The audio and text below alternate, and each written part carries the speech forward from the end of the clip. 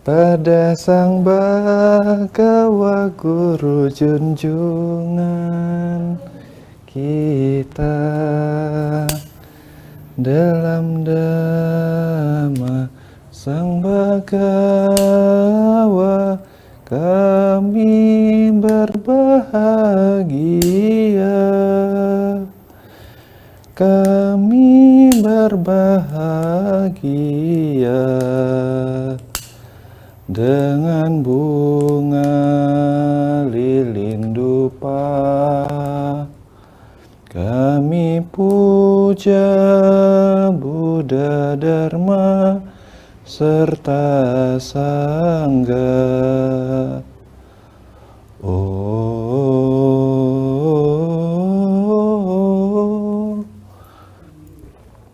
Semoga kebahagiaan terbentuk di mana-mana saat pujianku telah beli. Waduh, luar biasa banget. Suaranya keren juga nih, Pak Ian. Pak Ian, ada waktu nggak sih? Saya pengen ngobrol nih, boleh nggak ya? Oh iya, baik, silakan. Oke. Waduh, terima kasih banyak. Ya, ngomong-ngomong, aduh, saya kok kayaknya lagi ada masalah pada diri saya sendiri. Lagi FOMO istilah trennya sekarang. Oke, tapi sebelumnya kita nyapa dulu ya untuk pemirsa Pijar Buddha gitu ya.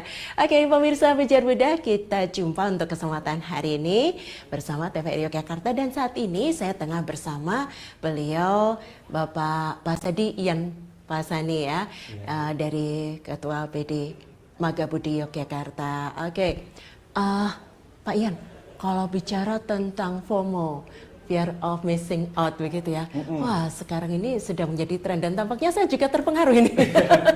Gimana sih solusinya, atau harus bagaimana dong saya? Jadi begini, saya panggilnya apa? Cik Dina aja ya? Oke, boleh. Ya, seperti biasa ya. Oke. Lama nggak jumpa ya, Cik Lama Dina nggak ya? jumpa, soalnya. Terakhir pada saat Waisak iya, kemarin betul. ya, di Ambarmo Plaza ya. Jadi gimana Cik Dina nih? Iya, sekarang sedang tren FOMO tadi seperti Pak Ian sampaikan, dan tampaknya saya juga terkena FOMO juga nih. Ya, kalau ini melihat pasti orang lain kayaknya lebih happy, lebih ikutan seneng sih. Senengnya ya berapa ya, 20%, 80%-nya, wah kok iri ya. Gimana ini Pak Ian? Ini pasti Oke. Cik Dina ini hobinya suka buka Scroll juga ya? sosial media ya. Betul. Ya, memang kita lihat ya, sekarang ini memang lagi ada tren ya di sosial media itu, kita memang dibanjiri banyak sekali informasi ya, dengan semakin berkembangnya sosial media, ada berbagai macam lah yang kita tahu, platform-platform yang baru ya, yang memudahkan kita itu mendapatkan informasi dari luar.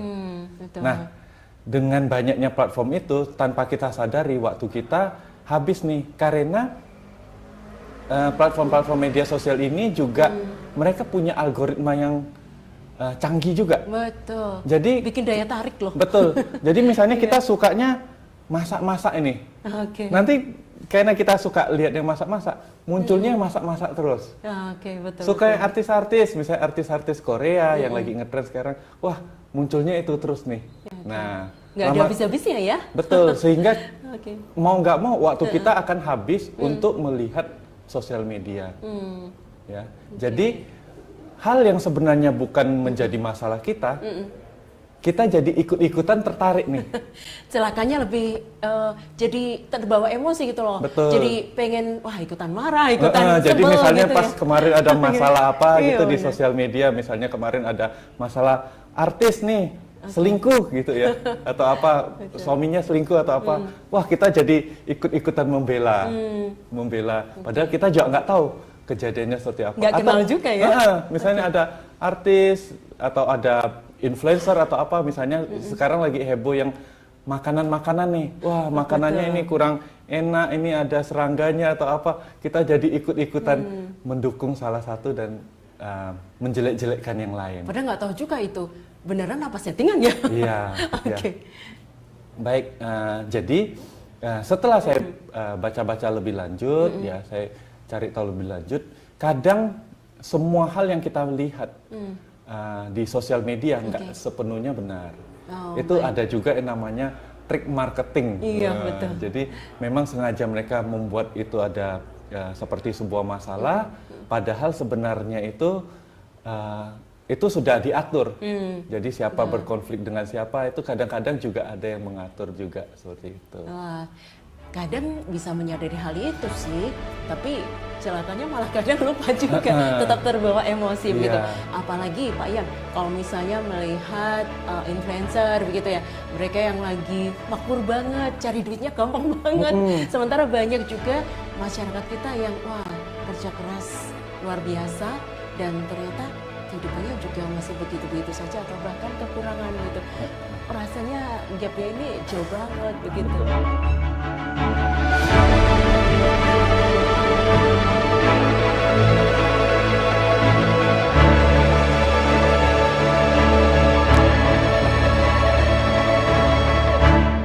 Kalau misalnya melihat influencer begitu ya, mereka yang lagi makmur banget, cari duitnya gampang banget.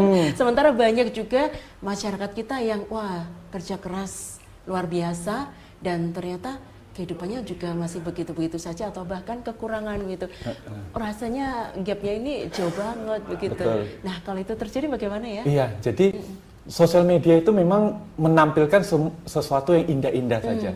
Ya, kadang menampilkan sesuatu yang indah-indah enggak autentik lah, bisa dibilang seperti itu. Jadi kadang-kadang itu dibuat-buat. Nah, kadang kita melihat ya orang misalnya kok gampang sekali ya mereka makan di tempat yang bagus, mewah, mahal, atau misalnya mereka jalan-jalan atau apa, bisa jadi itu disponsori juga. Nggak mesti harus wah karena orang tersebut sukses. Atau kita melihat wah dia kok bisa berhasil ya, gampang sekali berhasil di suatu bisnis, berhasil di suatu pekerjaan gitu, tiba-tiba jabatannya tinggi dan sebagainya. Kita juga nggak tahu loh sebenarnya apa yang disembunyikan di belakang, apa maksud dan tujuan itu. Jangan-jangan itu juga promosi ya. Jadi saya sedikit cerita. Jadi beberapa waktu lalu ya ada salah satu teman saya juga, dia itu ikut-ikutan investasi online. Katanya wah lihat saya nih sudah berhasil di investasi ini, ayo kamu juga ikutan dong di investasi saya. Ini murah kok, gampang, cara mainnya gampang, ini caranya gampang ya. Bahkan sekarang itu ada namanya judi online juga lagi ngetren ya. Banyak sekali orang-orang yang juga mempopulerkan itu. Padahal kita harus tahu semua yang ada di online ya, termasuk judi online itu ya. Kalau kita lihat algoritmanya, itu sebenarnya sudah ada yang mengatur. Jadi kita itu sudah diatur tidak mungkin bisa menang. Nah, kalau di dalam Buddhis ya, memang judi itu tidak ada di dalam Pancasila Buddhis. Ya, kita lihat sila 1, sila 2, sila 3, sila 4, sila 5 nggak ada. Tidak ada yang membahas tentang umat Buddha itu nggak boleh berjudi. Namun oleh Sang Buddha dikatakan bahwa berjudi itu sebenarnya adalah salah satu bentuk dari kebodohan.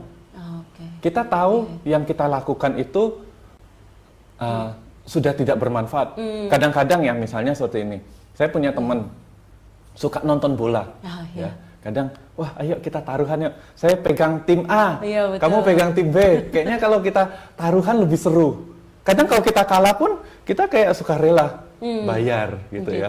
Tapi di balik itu semua kan kalau kita ikuti terus-menerus ya.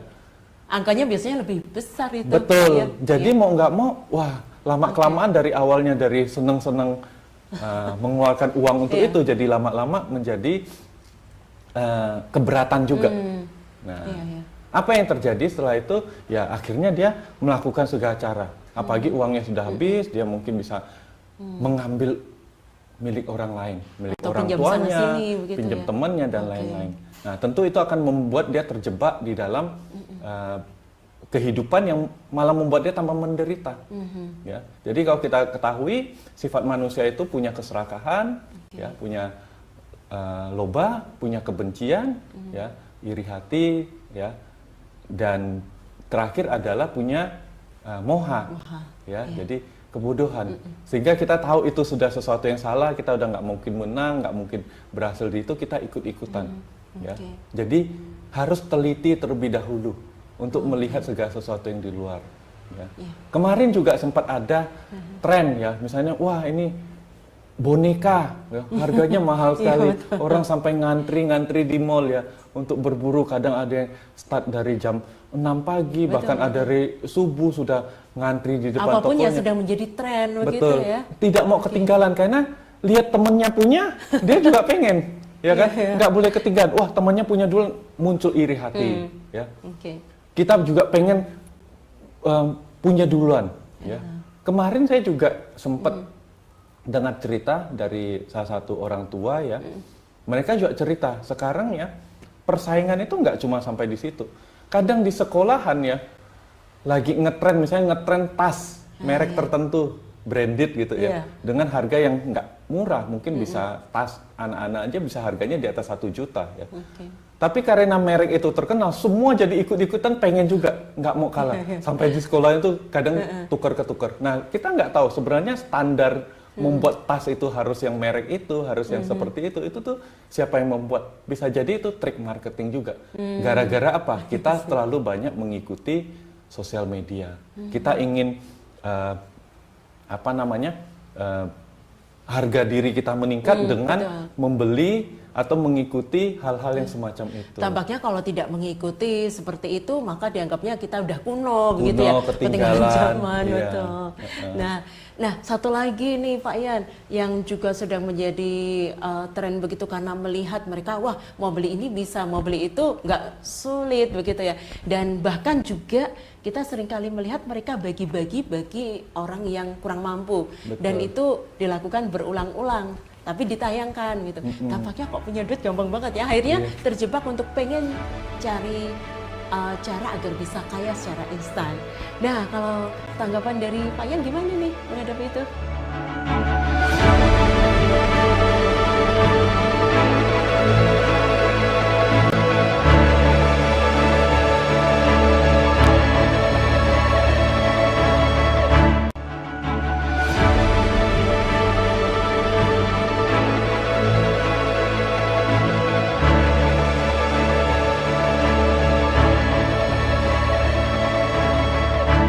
Tampaknya kalau tidak mengikuti seperti itu, maka dianggapnya kita udah kuno begitu ya, ketinggalan zaman, betul.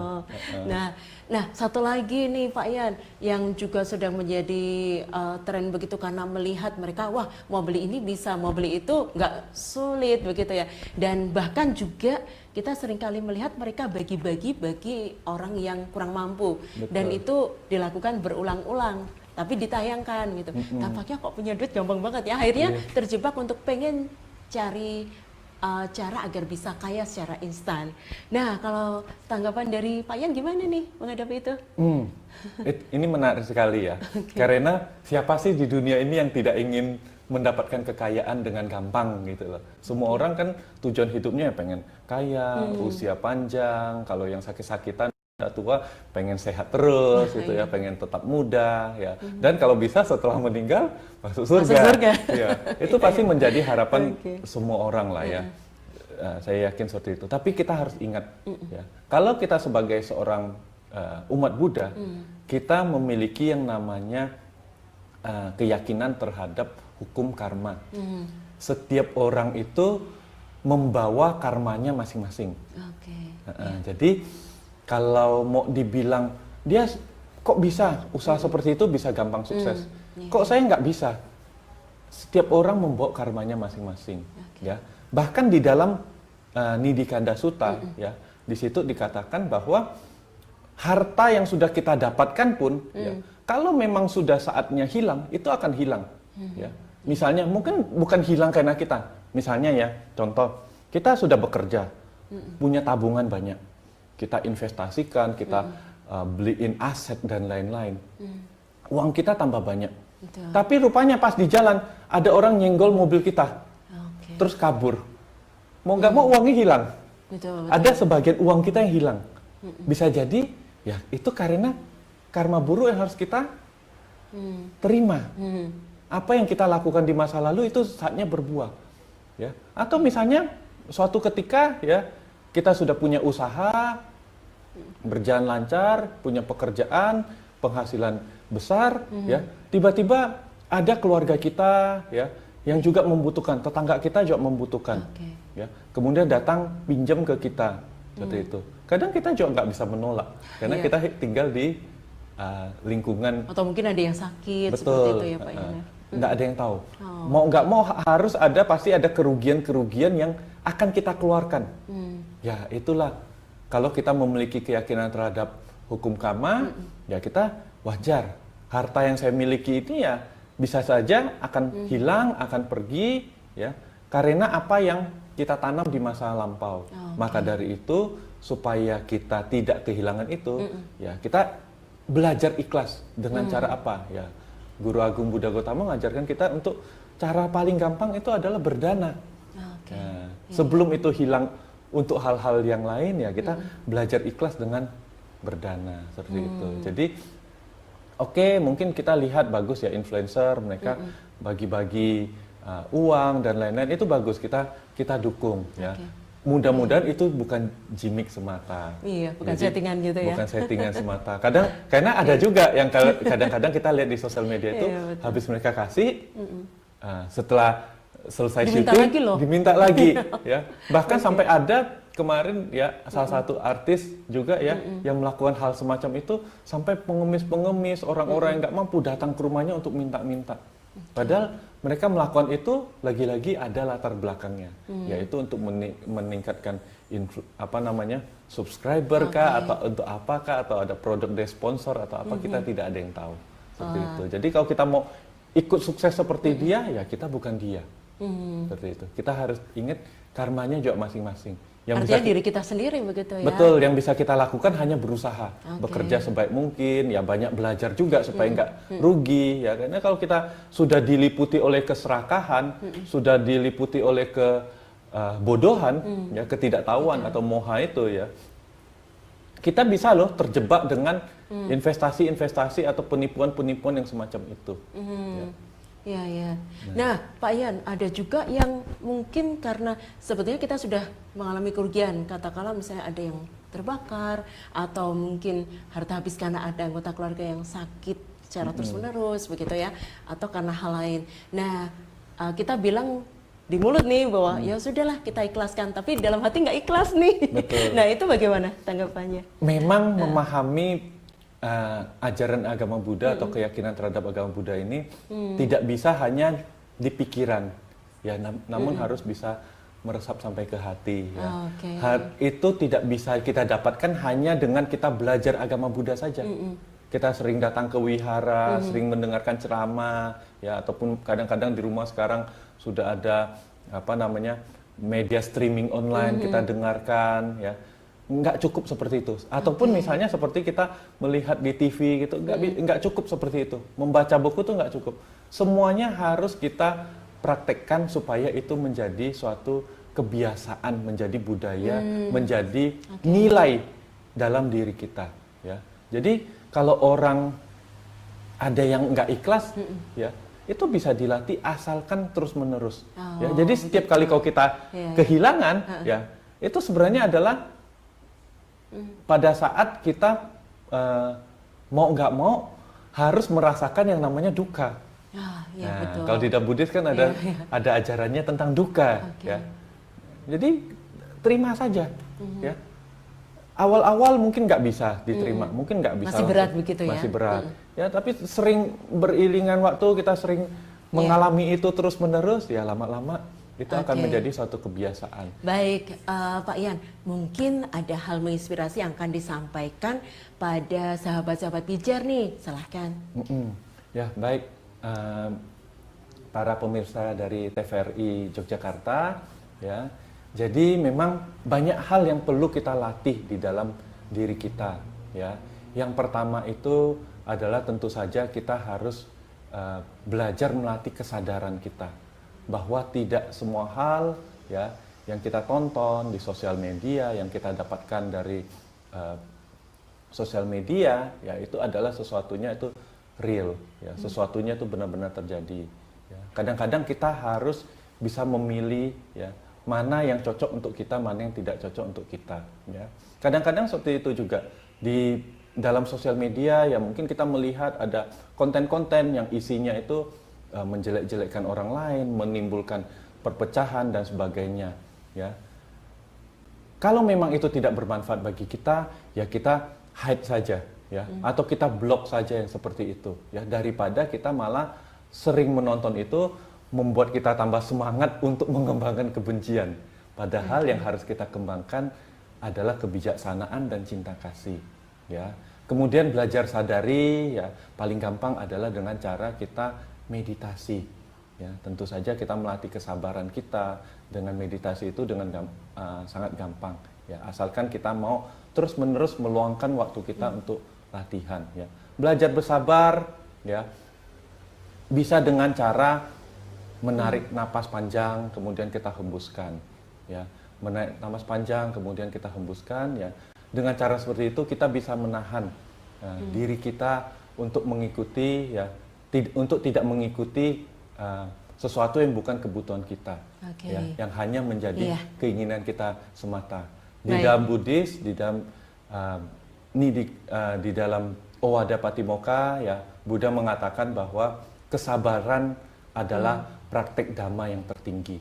Seperti itu pula sewajarnya seorang umat Buddha haruslah sering melatih kesabaran di dalam hidupnya. Wah, luar biasa sekali. Terima kasih ya Pak Ian. Semoga juga menginspirasi nih perbincangan kita untuk hari ini. Dan harapannya bisa bermanfaat untuk saya dan juga pemirsa TVRI ya. Terima kasih, Namo Buddhaya. Namo Buddhaya. Oke, baik sahabat Bijar, sampai di sini untuk kebersamaan kita dalam Bijar Buddha disiarkan TVRI Yogyakarta. Saya Dina Fabrina mengucapkan terima kasih untuk kebersamaan Anda. Namo Sang Yang Adi Buddhaya. Namo Buddhaya. Sebelum kita menutup, kita akan membacakan sedikit parita, ya, untuk kebahagiaan semua makhluk. Mari kita bersikap anjali. Namo tassa bhagavato arahato sama sambuddhassa. Namo tassa bhagavato arahato sama sambuddhassa. Namo tassa bhagavato arahato sama sambuddhassa. Sabe sata bhavantu sukhitata. Semoga semua makhluk hidup berbahagia. Sadhu, sadhu.